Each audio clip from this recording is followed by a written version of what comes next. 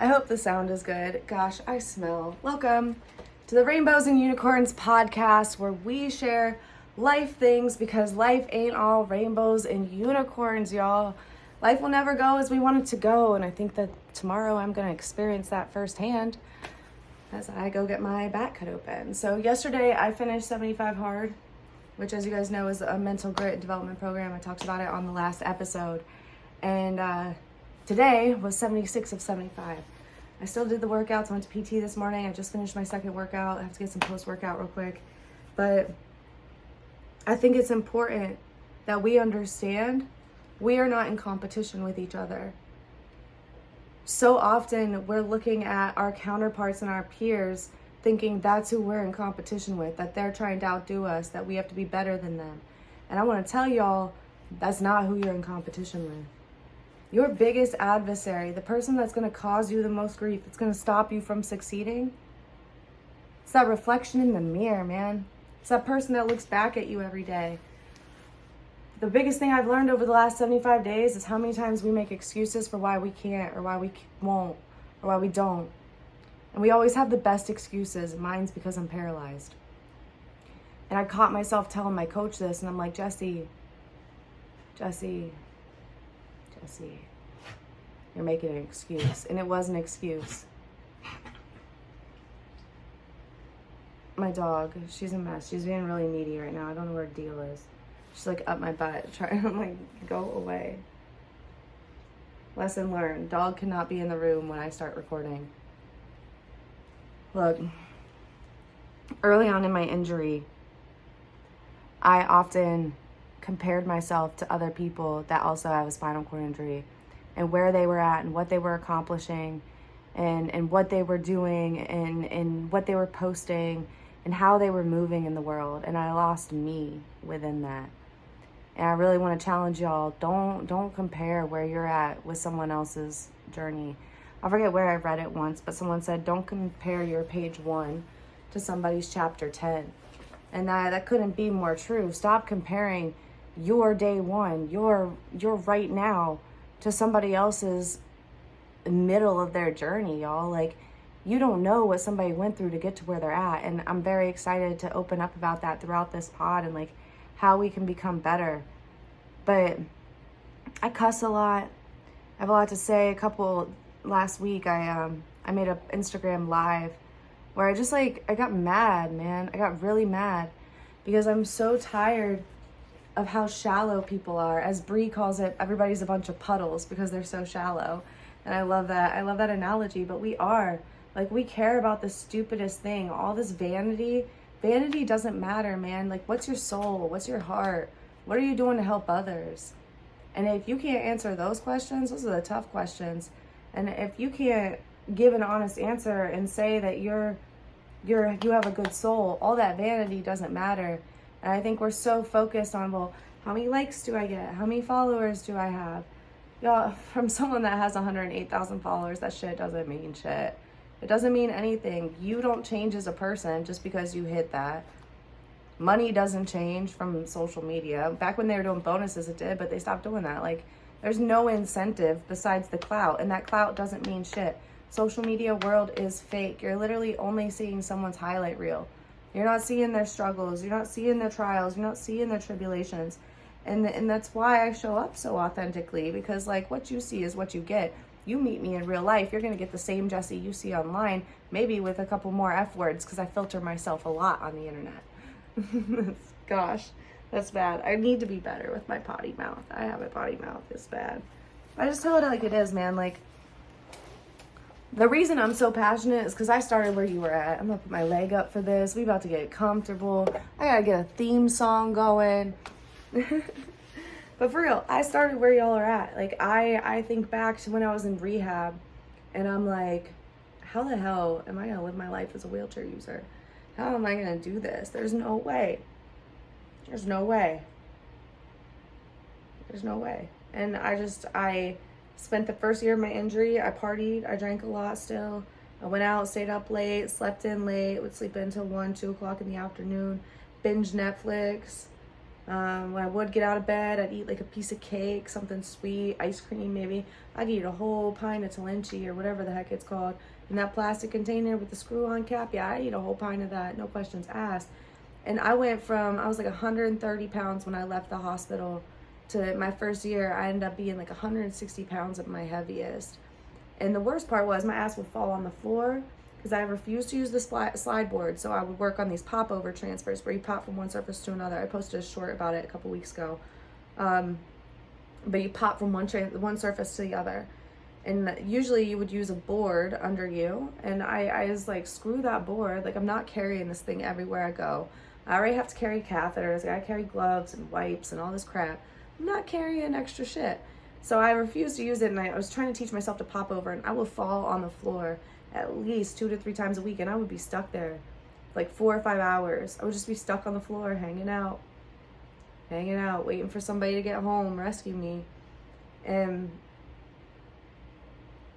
I was so clueless and hopeless, y'all. Like, so the next year I find adaptive sports. I'm like, ooh, let me see what I could do with this. And I was like, ooh, I like being an athlete. This is fun. Wow, I was an athlete, but it's not like I didn't play regular sports. I raced 4-wheelers. And I never actually treated myself like an athlete. And so I got probably a year or so into playing adaptive sports, and I was like, let me actually like pour into my mental being and pour into my physical being and work really hard, you know? I'm like, let me just pour into myself and see what I could do. And I lost that 30 pounds. I got to a point where I could do the floor transfer. I started loving my body. Yeah, that was the biggest one. I became confident. I started getting confidenter. The more I liked my reflection in the mirror, the more I showed up for me, the more confident I became, especially the more I showed up for me, because then I could trust me. I could trust my word. If I said I was going to do something for myself, I could trust that I was going to do that thing for myself. And we say we're going to do something. We say, I'm going to do this, that, and the other. And we talk this big game about what we're going to do. And for me, I was tired of talking about what I was going to do, and I wanted to start doing. But I just didn't take initiative. So that was really my first big step into taking control of what I could do. I decided to start working out. I was like, all right, let's work out. And I'm like, all right, what can I feed my mind? What's going to be productive to feed my mind? So I started reading books. And you guys see, I have this big collection. And I wasn't consistent, y'all. Like, I worked out like 2-3 times a week. I read maybe once a week, twice a week. I was not consistent at all, but I was doing it. And then I started eating better. And then a couple years later, I started school, and I would meal prep for school. And then the pandemic happened. And when the pandemic happened, it was like everything kind of fell apart at once. I was slowly losing my independence within about 2 months into the pandemic. And I didn't realize it's because I just wasn't eating. I would do my schoolwork. I had chemistry and statistics. So I had like 2 hard summer classes that are condensed really small. And so I was doing these 2 classes, and I was skipping meals altogether. I just wasn't eating because I was just so focused on getting school done. It was like, wake up whenever, because there was no rules, because everything was on lockdown. I'd do my work, and then I'd go back to bed. And so I wasn't eating. I wasn't really doing much. And I started losing my independence. I was working out, but my shoulders weren't getting stronger. And I wasn't able to get dressed. And my cousin committed suicide. And I felt jealousy. It was like jealousy she wasn't in pain. Jealousy she no longer had to struggle with her struggle. No, like jealousy that she had the balls to do it. Because I could never. I don't have the balls to do that to my family and all the people that care about me. I couldn't do it. I felt jealousy, and I remember I asked God, I said, I don't know why I'm here. I don't know what the hell my purpose is, but I need some guidance and strength because I shouldn't want to die. I got a second chance at life. Why do I feel this way?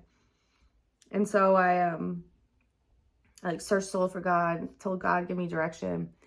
And he led me to First Form, where I had a conversation with a gentleman there named Will. And Will told me, Jesse, it sounds like you're not eating enough protein. Have you ever thought about tracking your nutrition? And I said, damn, Will, no. How do I do that? What's a macro? I don't know what the hell you're talking to me about. What does this mean? So he explains it to me. I download this app and I'll drop a link to the app in the description, the show description. But I download this app and I start tracking just my protein. And I got like a weekend and I'm like, bitch, you might as well just track everything, see where you're at. And it turns out I was eating like 30 to 60 grams of protein a day, okay, and doing full CrossFit workouts. And then just under eating on everything else. I literally was probably eating around 700, 900 calories a day, if I was lucky. Sometimes 1,200 if I had sweets. And so I realized I was grossly under eating, and now I'm starving my body. I'm reducing my body's ability to recover. So my muscles were just in constant muscle breakdown. So I wasn't able to create muscle. And essentially what was happening was my body was just deteriorating itself, trying to rebuild itself. And so I began thinking, I'm like, damn, how many wheelchair users have shoulder issues that could be corrected with proper nutrition? And I started studying about nutrition and the way that food powers us and gives us strength when used properly, and how much food that we eat that's processed and overly high in carbs and fats. Like when I started tracking, I literally started learning about food. The whole goal of tracking is for you to just learn about food. How can food serve you? What are the numbers in food? And how is food doing you a disservice? That's it. It's not about counting calories. It's about meeting specific macronutrients to allow you to reach your physical goals. So many wheelchair users want to achieve independence, but they weigh 400 pounds. How the fuck are you going to achieve independence when you weigh 400 pounds? Nobody can lift 400 pounds independently. Well, that's a lie. Wheelchair users, it's very difficult for us to lift 400 pounds independently. That's a lot of weight to lift around. And so if you weigh 400 pounds, how do you expect to have independence? And I think that's something we don't realize. We don't realize that food is our power. You could literally not work out and just meet your macros and lose weight. And we overcomplicate it. It's literally so simple. And that's what led me to becoming a nutrition coach, is because I'm like, why are we overcomplicating nutrition? It's like, don't eat carbs, don't eat fats, don't eat this, don't eat that. And it's like, no, fuck that. Eat what you want to eat as long as it fits within your macros. Be cautious about how much processed food and sugar you're consuming, but you don't have to cut it out altogether. And I think that's my biggest frustration within the fitness industry, is that there's so much misinformation. People think that, my favorite is like, oh, well, I eat low carbs and I eat a salad every day. Like, that salad, is it iceberg lettuce? Because that lettuce ain't doing nothing for you. Like, that salad's not serving you if there's no protein with it. If you're just eating salads all day, what are you, a rabbit? You can't run on that. And it's so frustrating because the logic, and I was the same way. And I'm like, why? Where did this come from? And it's this diet culture. This diet culture is what's toxic to weight loss and weight gain. This whole culture of like, you have to do it this one specific way. You have to cut out all of these things. You have to look a certain way. And it's like, no. How do you feel? Well, how do you feel when you look at yourself? How is your overall physical health? How's your sex drive? How many bowel movements are you having? How's your energy? I don't give a shit about the number on the scale, because that doesn't matter.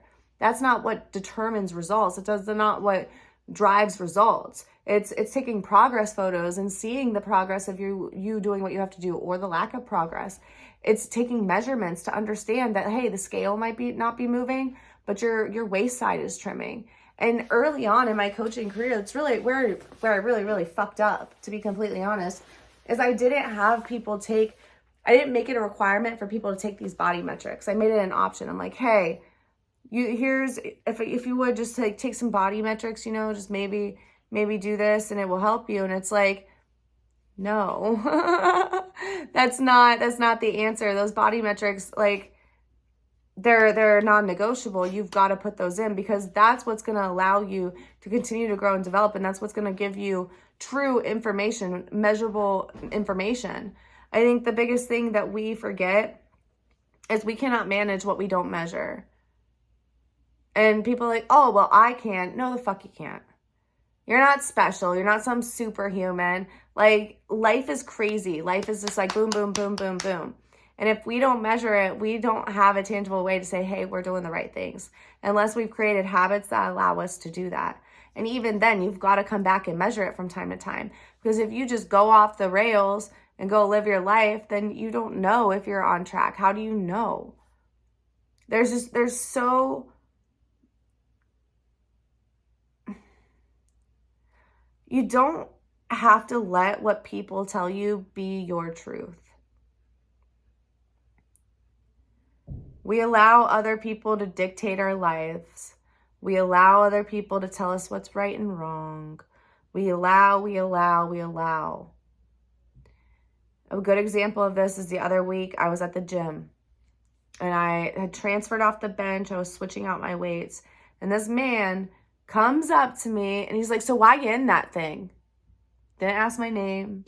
Didn't even start conversation. He's just like, boom, why you in that thing? And it's like, no. I don't owe you an explanation for that. And it's setting that boundary. I felt so empowered because for the first time in the 8 years of me being injured, I didn't give somebody the explanation that they wanted just because they asked me. And like I usually use it as an opportunity, but that day I just wasn't feeling it. I was just trying to get my pump and get out. And he had to, there was no boundaries and there's no boundaries. And I'm just like, I'm over it. So I said, no. So I get paid thousands of dollars to tell people that story. You're not paying me, so I'm not telling it. Not today. No. Well, I was in a wheelchair once. No, I don't care. I don't care. I really don't care. And I think that's what people don't realize. Like, I understand you're trying to relate, but I really don't. Just don't do it. Just let me live. I just wish people would just treat me like a normal human being. Because I'm a normal human being. I just sit down. That's it. I use wheels to get around. But I own a business. I'm working with people on a nonprofit. I am an international speaker. I'm a fitness and nutrition coach. I'm an athlete. I'm doing more than most. Treat me like a human being. Treat me like I'm walking. Because this wheelchair does not devalue my worth. This wheelchair doesn't make me any less capable. Your perspective of this wheelchair is not my reality. And our perspective of other people's lives is not their reality. And so the sooner we stop chasing after those likes from other people, the sooner we can be okay. The sooner we unapologetically live our life for us, the sooner we can find happiness. Because while you're out here searching for approval and searching for people just to like you, the world's still turning. And you're missing out on your true calling and the life that you deserve to live. The life you want's available to you. You can literally be whoever the fuck you want to be. It took me getting paralyzed to realize that. I'm an actual athlete. I'm a boss bitch. I'm inspirational as fuck.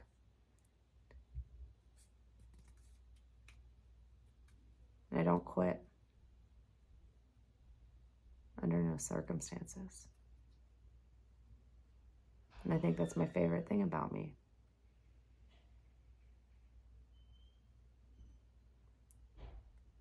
If you don't like who you've become, I challenge you to think outside the box,